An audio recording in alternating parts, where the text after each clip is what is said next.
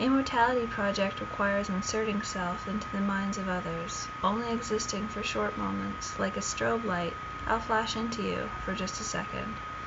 Much better to make something substantial. Much better to imagine becoming part of a long conversation that spans generations. Inhabit some bibliographies and become a citation, and live forever in reference.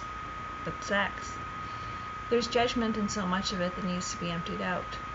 Don't want to judge your selfies, or the reasons why you make them. Don't think you have a disorder. We have human needs. Want to know what you need. Time changes people, and we all miss modernity a little. Today I'm afraid of this research. Sometimes seeing hurts. Sometimes people confuse a new perspective with truth. Because, we all miss modernity a little. Don't think there's anything wrong. We all do what we can. I just want to see you. I just want to understand. Don't understand, just want to help. I'm plunging as deeply into mise on a beam as I can, and it's making my skin break out. The void clogs pores. I feel so disgustingly fractal. Exfoliate me with good old-fashioned reality.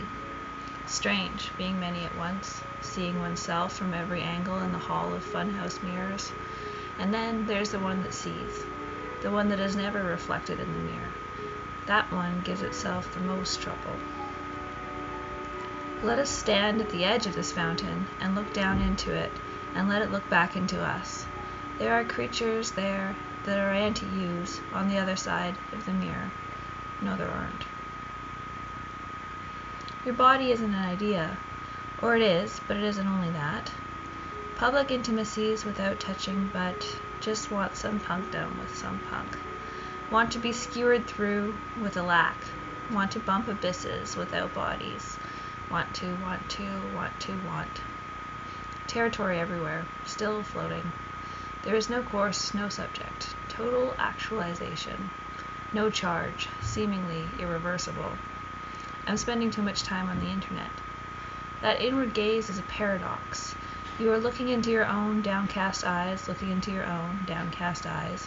You've caught yourself in a moment of vanity. You are looking into your eyelids.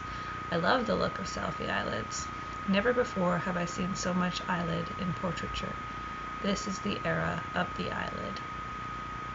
Content analysis is the most calming analysis. Just reading about it soothes me. I feel like I've been sent to my room for some crime, and I'm organizing a rock collection for what it says about identity and gender and anxiety and longing. When I move these things into a box with other like things, they mean more, because then they can have a conversation with each other. And I can listen in, and it seems for a moment that there may be meaning in the universe after all.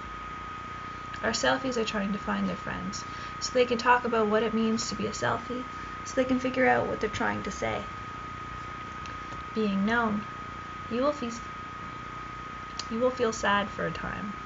You may seek out distractions, and for a while you might not feel sad, but in that time you will not feel happy, not really.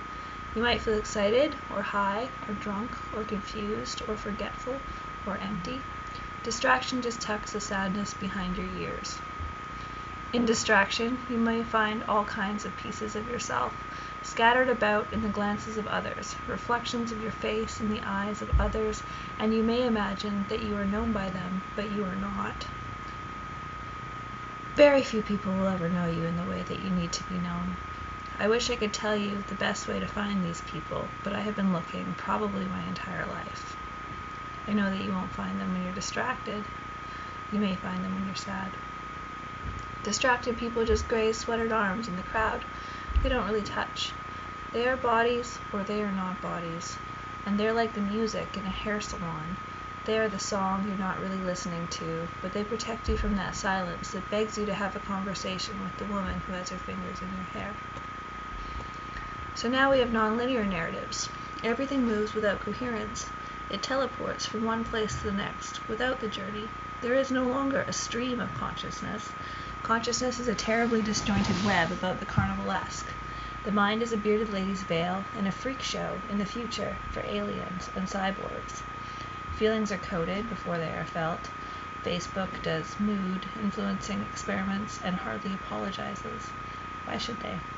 All culture has been a social psychological experiment since before we had a name for psychology, since forever. And I am in the bath, on a precariously placed laptop, washing my face and becoming conductive. I feel like I was born on the internet. The hyperreal is my real home. The bath makes me better at connecting. The wind smashes something metal, and I awaken in a state of longing. Let desire wake you up in the middle of the night, disrupt your sleep and send you tapping into the phone. Look for light. Thumbs on touchscreen, like the beating of moth wings. Feelings are stuck in secret human places, and words only hold traces. The want just grows deeper when it's imperfectly expressed. It's a yawn repressed. How to live a beautiful life within the banal limits of civilization. How to see how gorgeous and strange and plain the night can be. Talking to people who don't like selfies about selfies is a sad endeavor, but it leads me to realize the weight of my own bias. By looking closely at selfies and pouring so much thought into them, I have slowly fallen in love with them.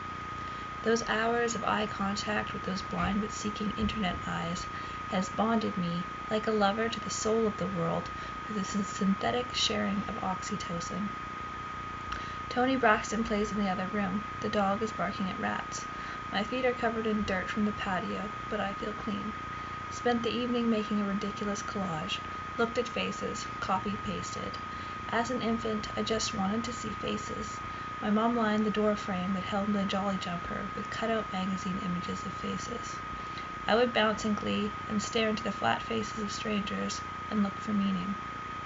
Can we stop pathologizing youth culture, the way they demonized rock and roll? Can we just recognize that kids do weird things because they're fun and not because they have some kind of disorder? I want you to be alive, see desire in your eyes. Pretty sure life is just an amorphous wanting.